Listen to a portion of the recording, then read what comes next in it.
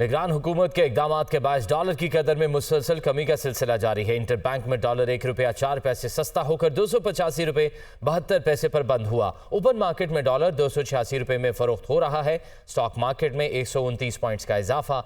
100 index 46,756 points पर बंद हुआ। आपको बताएं कि निगरान हुकूमत के इकदाम के बायस डॉलर की कदर में मुसलसल कमी का सिलसिला जारी है। नुमाइंदा दुनिया न्यूज़ हमाद आलम से मज़ीद तफसीलात जानते हैं। जी हमाद आलम, आगाह कीजिएगा, क्या उतार चढ़ाव देख रहे हैं आप?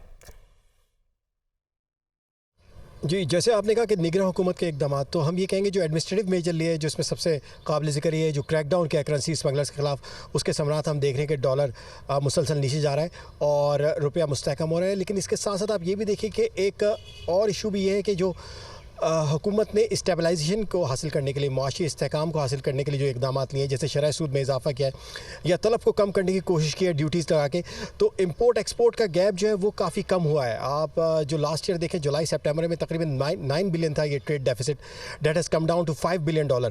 तो जब हम ये ट्रेड डेफिसिट जो कम हुआ है क्योंकि डॉलर की जो इम्पोर्टर्स की डिमांड है वो कम हुई है, इस वजह से डॉलर का जो खर्चा है हमारी इम्पोर्ट पेमेंट में वो कम हुआ है। तो इसका एक बड़ा फ़ायदा तो ये हुआ है कि हमने ये देखा कि ट्रेड डेफिसिट कम हुआ है। लेकिन साथ साथ ये इकोनॉमी में स्लो डाउन की भी उक्कासी कर रहा है, क्योंकि इस वक्त हमें जो कीमत अदा करनी पड़ी है, पहले रिसेशन या इकोनॉमी के जो चैलेंजेस है उससे निकलने के लिए हमें स्टेबलाइजेशन चाहिए। तो जो मुश्किलात आ रही हैं वो हम ये देख रहे हैं कि एक तरफ आसानियाँ भी हैं लेकिन एक तरफ मुश्किलात को भी देखना पड़ रहा है।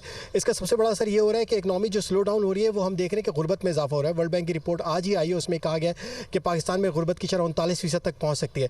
इससे एक माह कबल तकरीबन लास्ट मंथ हमने सितंबर में देखा था, ILO की रिपोर्ट आई थी, इंटरनेशनल लेबर ऑर्गेनाइजेशन की, कि पाकिस्तान में वो कह रहे हैं कि बेरोज़गारी बढ़ रही है। तो ये भी साथ साथ बड़े चैलेंजेस हैं। इस वक्त इस स्टेबलाइजेशन की बड़ी कीमत अदा करनी पड़ रही है। बहुत से छोटे इदारे हैं जो सनती जो घरेलू सनतें कहते हैं हम जिनको, वो काफ़ी बंदिश हुई है क्योंकि बिजली के बिलों में इजाफा हुआ है, गैस की बंदिश भी हुई है बहुत जगह, जो हम गैस प्रेशर की शिकायत मिलती रहती है।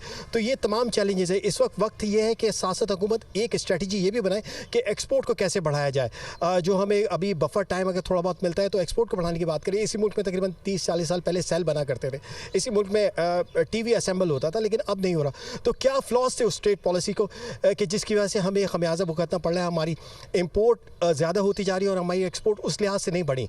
तो इन चीज़ों को भी देखना पड़ेगा साथ साथ, ताकि हम जितना ज़्यादा एक्सपोर्ट करेंगे डॉलर उतना ही नीचे आएगा और हमारा रुपया उतना मुस्तहकम होगा। एक्सपोर्ट करेंगे डॉलर उतना ही नीचे आएगा। हमारे नुमाइंदे हमाद आलम हमें तफसीलन आगाह कर रहे थे। आपका बहुत शुक्रिया।